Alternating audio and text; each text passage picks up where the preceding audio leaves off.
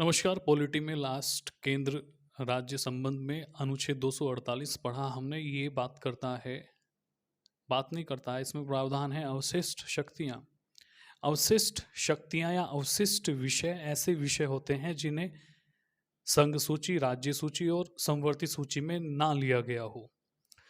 संविधान निर्माताओं के सामने जो जो विषय जरूरी थे या जिन पर कानून बनाना अनिवार्य था या जो विषय शासन व्यवस्था में उपयोगी हैं, उन सभी विषयों को किसी ना किसी सूची में ले लिया गया है। जो शेड्यूल 7 है उसके अंतर्गत जो 3 सूचियां हैं उनमें उन विषयों को डाल दिया गया।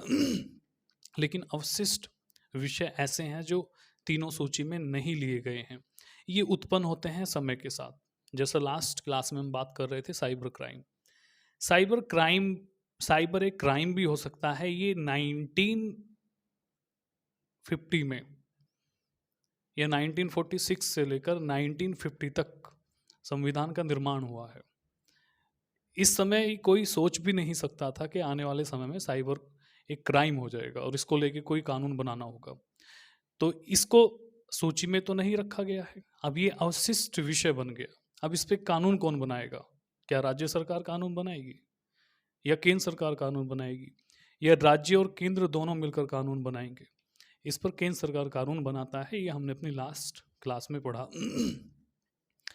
अगर राज्य सूची, समवर्ती सूची और संघ सूची में कॉन्ट्राडिक्शन या गतिरोध की स्थिति आती है तो इसमें हम समझ सकते हैं कि जो संघ सूची है, संघ सूची को राज्य सूची और समवर्ती सूची से ऊपर रखा गया है। लिखकर समझते हैं। इसमें 2-3 बातें फैक्ट में पूछ ली जाती है। अनुसूची 7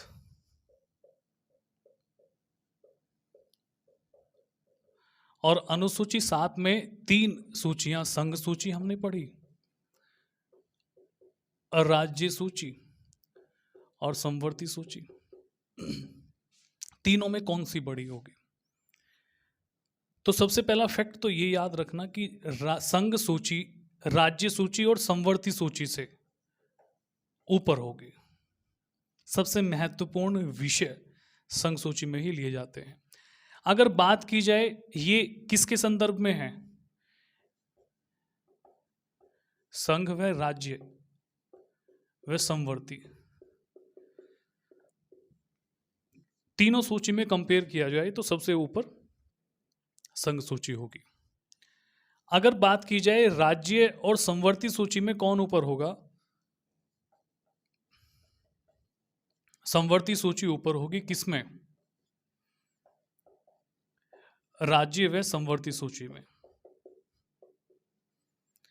और जाहिर सी बात है कि जब संघ सूची ऊपर है राज्य और समवर्ती सूची के अपेक्षा, तो अगर संघ और राज्य सूची में कंपेयर किया जाएगा तो बहुत साधारण सी बात है कि राज्य सूची नीचे होगी और संघ सूची ऊपर मानी जाएगी।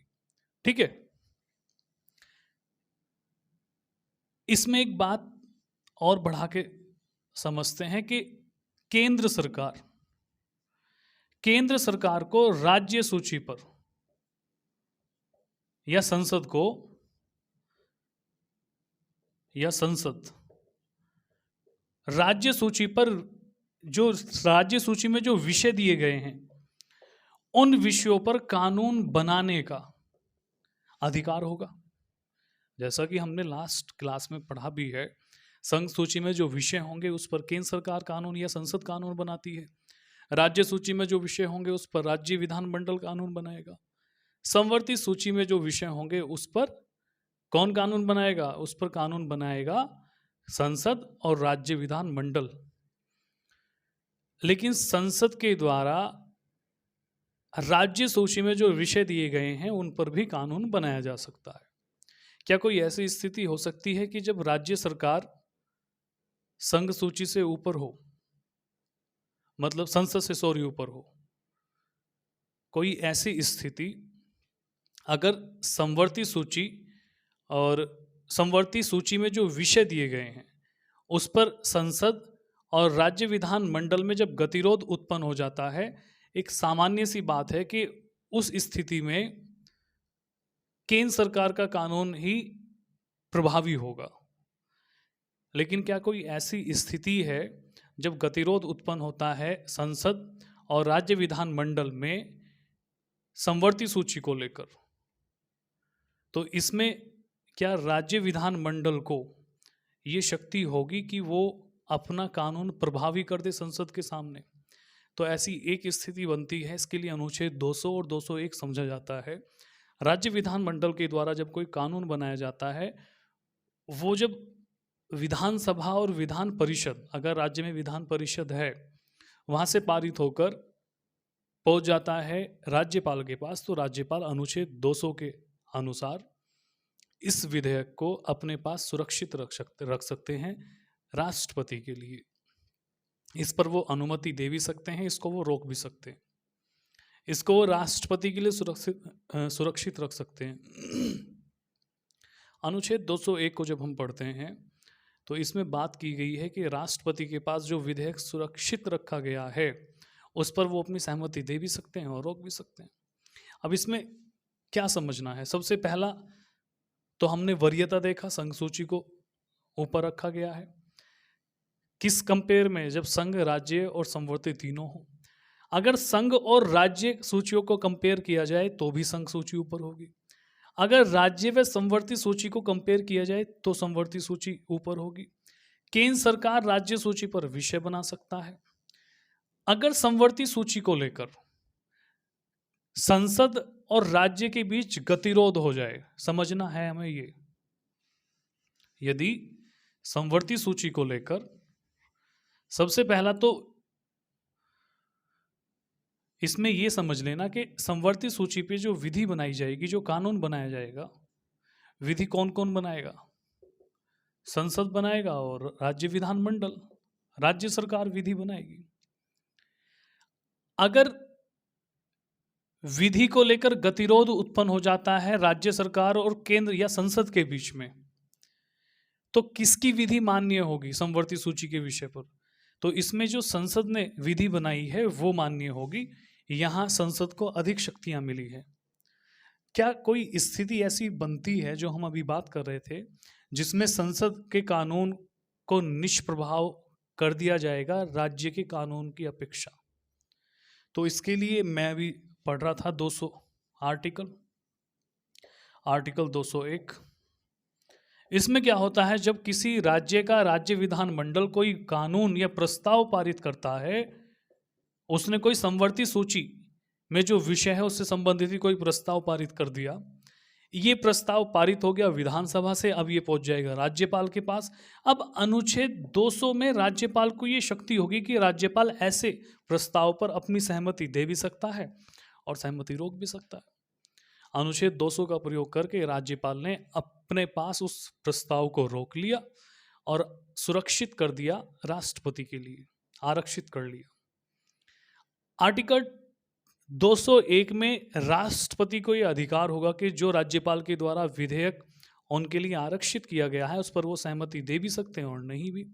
यदि वो सहमति दे देते हैं पारित होने की, राज्य विधानमंडल ने कोई कानून बनाया था, तो यहां राज्य विधानमंडल का कानून प्रभावी माना जाएगा संसद के कानून की अपेक्षा। फिर से समझते हैं,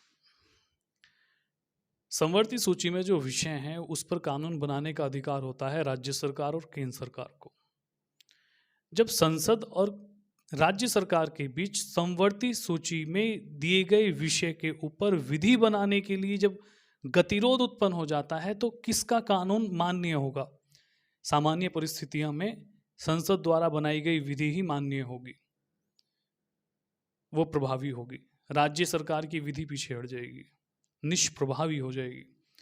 लेकिन एक अपवाद ऐसा बनता है कि जब राज्यपाल के द्वारा राष्ट्रपति को कोई विधेयक भेजा जाता है राज्य सरकार का और राष्ट्रपति उस विधेयक को अपनी स्वीकृति दे देते हैं, तो ऐसी स्थिति में संसद का कानून निष्प्रभावी हो जाता है राज्य के कानून के समक्ष। यही समझना था, ठीक है। तो जो सूचियों से संबंधित अगर कोई क्वेश्चन बनता है तो वो यहाँ से निकाला जा सकता है। किसको वरीयता दी गई है? सबसे प्रभावी, सबसे ऊपर संघ सूची होती है, समवर्ती सूची दूसरे नंबर पर आएगी। समवर्ती सूची पे अगर गतिरोध हो जाता है कानून बनाने को लेकर, तो संसद के द्वारा जो बनाया गया कानून है वो ही प्रभावी होगा। लेकिन एक स्थिति बनती है जहां अनुच्छेद 200 को पढ़ा जाता है और 201 को, जिसमें राष्ट्रपति अगर विधेयक को स्वीकार कर लेते हैं तो संसद का कानून निष्प्रभावी हो जाता है राज्य के कानून के समक्ष या सामने। तो ये तो बात हुई किसकी? ये बात हुई संघ, राज्य और समवर्ती सूची के बीच अगर लड़ाई होती है, उस लड़ाई को लेकर। अब बात करते हैं राज्य विधानमंडल में या राज्यों में संसदीय शासन या राज्य सूची पर केंद्र सरकार का अधिकार किन कारणों से होगा। इसके लिए 5 चीजें समझनी होती है। अनुच्छेद 249, अनुच्छेद 250, अनुच्छेद 252, 253 और 356। ये 5 अनुच्छेद ऐसे हैं जिसमें अगर ये स्थितियां बनती हैं या कोई देश में असाधारण स्थिति बनती है, इन अनुच्छेदों को प्रयोग करते हुए राज्य सूची के विषय पर केंद्र सरकार फैसले ले लेगी या संसद फैसले ले लेगा। उसको पढ़ते हैं। ये हमारा आर्टिकल 248 पे हम खत्म किए थे क्लास, तो 249 से शुरू भी करेंगे। ठीक है, तो इसमें क्या हेडिंग लगाएंगे? हेडिंग तो केंद्र राज्य संबंधी चल रहा है। इसमें हम क्या लिखेंगे? इसमें हम लिखेंगे राज्य सूची पर संसदीय कानून। वैसे तो साधारण स्थिति में क्या है, इसको हम 2 स्थिति में विभक्त करते हैं। एक तो साधारण स्थिति, असाधारण। ये जो हेडिंग है हमारा, ये असाधारण स्थिति का है। साधारण स्थिति का मतलब क्या है कि राज्य सूची पर कानून बनाने का अधिकार राज्य सरकार का है और ये अधिकार किसी केंद्र सरकार ने नहीं, केंद्र सरकार के द्वारा नहीं दिया गया। ये संविधान के द्वारा राज्यों को शक्तियां दी गई है। लेकिन अगर असाधारण परिस्थितियां उत्पन्न होती हैं तो असाधारण परिस्थिति में संसदीय कानून लागू हो जाता है राज्य सूची पर। अब वो ऐसी कौन सी असाधारण परिस्थितियां हैं? इसमें 5 परिस्थितियां पढ़ी जाती हैं। आर्टिकल 249 पढ़ा जाता है, आर्टिकल 252-50 पढ़ा जाता है, अनुच्छेद 252 पढ़ा जाता है, 53 पढ़ा जाता है और 356 पढ़ा जाता है। संक्षेप में समझे तो 249, यदि राज्यसभा 2/3 बहुमत से पारित कर दे एक संकल्प पत्र को, तो राज्य सूची के विषय पर कानून बनाएगा केंद्र। यह संसद को यह अधिकार हो जाएगा, कानून बनाने की शक्ति मिल जाएगी। अनुच्छेद 250 में प्रावधान है कि अगर आर्टिकल 352 लागू है, राष्ट्रीय आपात लागू है, तो उस स्थिति में 250 एक्टिव हो जाता है और इसमें जो है राज्य सूची के विषयों पर संसद को कानून बनाने का अधिकार मिल जाता है। अनुच्छेद 252 की बात करते हैं तो ये जब 2 या अधिक राज्य अनुरोध करें, 2 या अधिक राज्य अनुरोध करें केंद्र सरकार से, संसद से, कि भी किसी विषय पर कानून बनाना आपको ही अनिवार्य है, तो उस राज्य में राज्य सूची के विषय पर कानून बनाएगा संसद। अनुच्छेद 253 अंतरराष्ट्रीय व्यापार से संबंधित होगा। अंतरराष्ट्रीय समझौते से संबंधित है। अनुच्छेद 356 बात करता है राष्ट्रपति शासन की।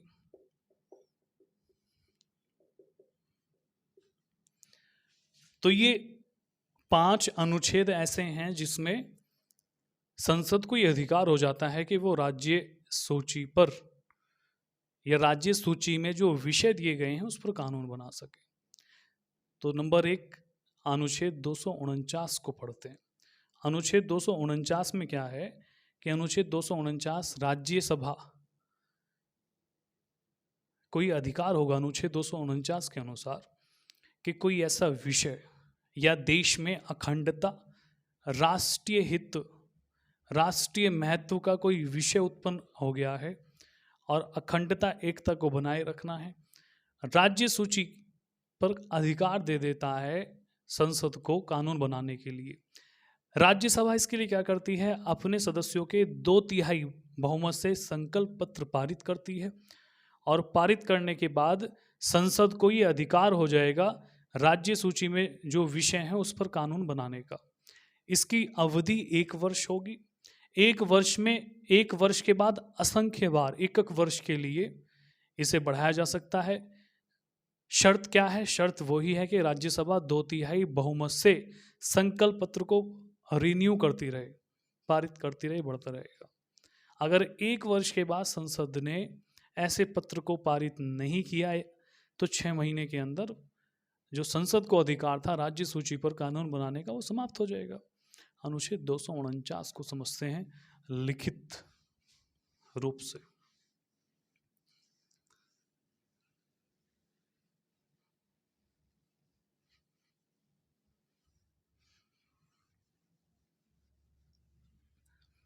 विषय क्या है? विषय है राज्य सूची पर संसदीय कानून। ठीक है। अनुच्छेद 249 इसके अनुसार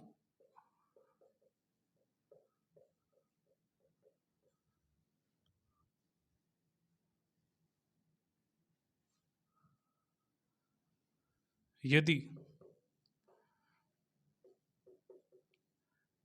राष्ट्रीय महत्व, एकता,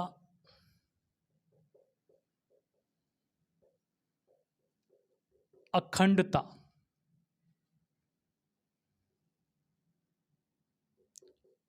को लेकर कुछ विशेष स्थिति उत्पन्न हो गई है तो राज्यसभा 2/3 बहुमत से संकल्प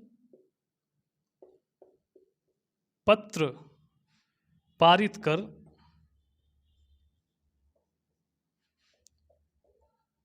संसद को अधिकार दे सकती है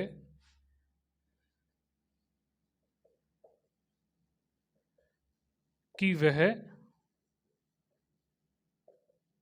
राज्य सूची के विषयों पर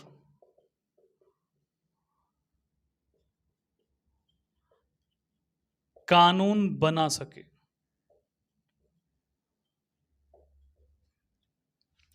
अलग अलग भाषा में लिखा होगा, किताबों में अलग अलग तरीके से समझाया गया होगा, लेकिन बात यही है, बहुत साधारण सी बात है कि राज्यसभा 2/3 सदस्यों से जब एक संकल्प पत्र पारित कर देती है कि राज्य सूची के किसी विषय पर संसद के द्वारा कानून बनाना अनिवार्य है। ऐसा कब होगा? विशेष परिस्थितियां, राष्ट्रीय महत्व का कोई विषय, अखंडता से संबंधित, एकता से संबंधित कोई विषय, ऐसी स्थिति में राज्यसभा अधिकार दे सकती है संसद को कानून बनाने का। 2/3 बहुमत को याद रखना, जो राज्यसभा की कुल सदस्य संख्या है उसका 2/3 बहुमत होना अनिवार्य है। अब संसद के द्वारा जो है राज्य सूची पर कानून बना दिया गया, ये समझना। राज्य सूची के विषयों पर संसद ने कानून बनाया, इस कानून की जो वैधता है वो 1 वर्ष होगी। पहली बात, 1 वर्ष के बाद अगर कानून बनाना फिर से जरूरी समझती है राज्यसभा, तो फिर से क्या काम करेगी? 2/3 बहुमत से फिर से संकल्प पत्र पारित कर देगी और इसे बार बार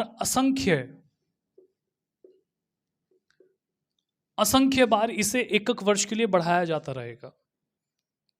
अगर 1 वर्ष के बाद राज्यसभा ने ऐसा कोई प्रस्ताव पारित नहीं किया, तो इस स्थिति में जो कानून बना था वो कानून 1 वर्ष पूर्ण होने के 6 माह के पश्चात समाप्त हो जाएगा। किसी कानून को 1 वर्ष हो गए, जिस पे राज्य सूची का कोई विषय था, जिस पे संसद ने कानून बनाया, 1 वर्ष हो गया, अब वो 6 महीने के पश्चात कानून खत्म हो जाएगा। लेकिन इस कानून के द्वारा जो कार्य किए गए हैं वो स्थायी रहेंगे, वो कानून, वो कार्य खत्म नहीं होंगे। तो इसमें 1 वर्ष और 6 माह को याद रखना, और तीसरी बात असंख्य बार याद रखना, और चौथी बात याद रखना कि राज्यसभा 2/3 बहुमत से इस प्रस्ताव को ऐसे को पारित करती है। कब होगा? जब असाधारण परिस्थितियां उत्पन्न हो गई हो।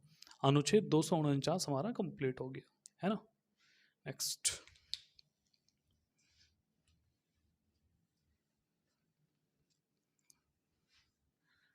अनुच्छेद 250।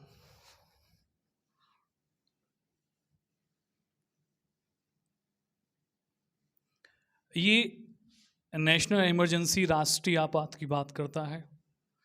ये बात करता है, इसमें प्रावधान है अनुच्छेद 352 का। दूसरी स्थिति है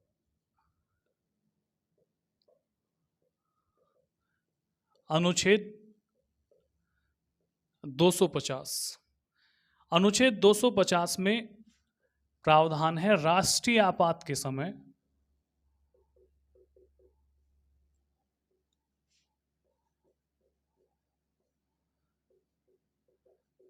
संसद को राज्य सूची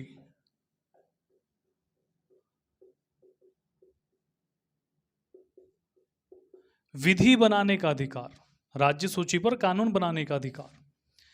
इसका मतलब यह है कि अगर देश में या देश के किसी भाग में या राज्य में या राज्य के किसी भाग में अनुच्छेद 352 लागू कर दी गई है, कैसे लिखेंगे? यदि देश के किसी क्षेत्र में अनुच्छेद 352 मतलब क्या? राष्ट्रीय आपात लागू हो, तो ऐसी स्थिति में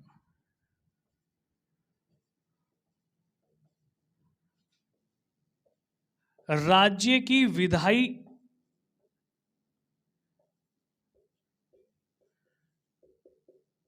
शक्तियों पर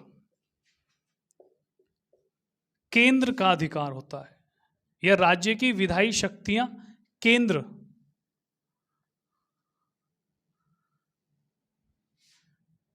सरकार के पास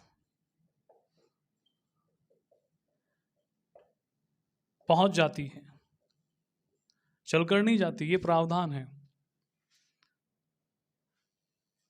एक इंसान ही चलकर जाता है अपने पैरों से, और सब कुछ शब्दों से चलता है। तो अनुच्छेद 352 जब लागू होता है किसी भी क्षेत्र में, तो वहां उस राज्य की विधायी शक्तियां केंद्र सरकार के पास चली जाएगी। तो ये स्थिति वो है जब राज्य सरकार को राज्य सूची पर कानून बनाने का अधिकार ना होगा। इस स्थिति में क्या होता है? इस स्थिति में जो राज्य सूची के विषय हैं उस पर कानून कौन बनाएगा? उस पर कानून संसद बनाएगी। केंद्र सरकार भी ना लिखकर अगर संसद लिखेंगे तो अच्छा रहेगा। उस पर कानून संसद बनाएगी। ठीक है। अब आपातकाल खत्म हो जाता है। आपातकाल खत्म होने की बाद क्या होगा? जैसे ही आपातकाल खत्म होगा, 6 माह के अंदर 6 माह के पश्चात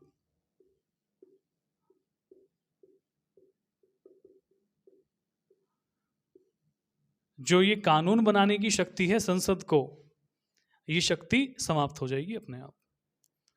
और अगर इमरजेंसी लगी हुई है तो लगी हुई है, केंद्र सरकार संसद को शक्ति है राज्य सूची पर कानून बनाने की। तो अनुच्छेद 250 भी हमारा कंप्लीट हो जाता है। इसमें 6 महीना याद रखना। उसके बाद 251 252 पढ़ते हैं हम, लेकिन 51 को पढ़ लो, सीक्वेंस से चलेगा। 52 को ना पढ़कर 51 पढ़ते हैं।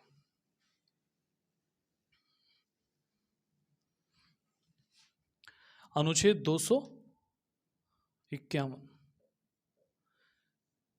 कॉन्ट्राडिक्शन की बात करता है, विसंगति की बात करता है, या मिसमैच की बात करता है।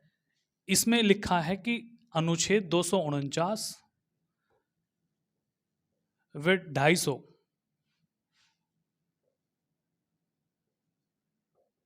के अंतर्गत संसद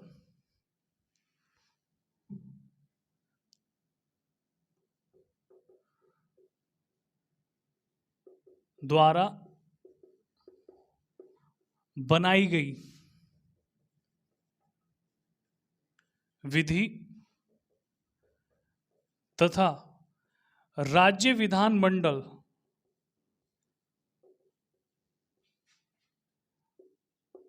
द्वारा बनाई गई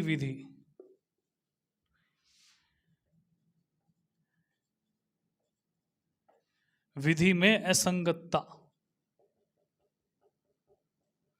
इसका मतलब यह है कि अनुच्छेद 249 और 250 का प्रयोग करके जब संसद राज्य विधान मंडल के विषयों पर कानून बनाए, या राज्य विधान मंडल को जो शक्तियां थी उन्हें छीन ले और खुद कानून बनाए उन विषयों पर, तो एक तो वो स्थिति और दूसरी जो है राज्य सरकार के द्वारा बनाए गए कानून की स्थिति, इन दोनों में जब मिसमैच हो जाए तो क्या होगा। तो ऐसी स्थिति में जो संसद के द्वारा बनाया गया कानून है, असंगतता हो तब, इसे आगे बढ़ा रहा हूं मैं, असंगतता हो तब संसद द्वारा बनाया गया कानून प्रभावी होगा।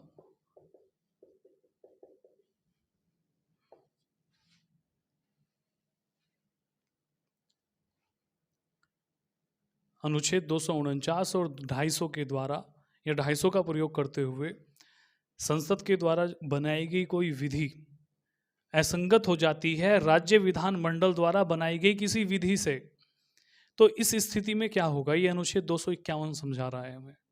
तो इस स्थिति में जो विधि संसद ने बनाई है वो प्रभावी मानी जाएगी, और जो राज्य सरकार के द्वारा बनाई गई है वो उस सीमा तक अप्रभावी हो जाएगी जिस सीमा तक संसद के द्वारा बनाई गई विधि प्रभावी है।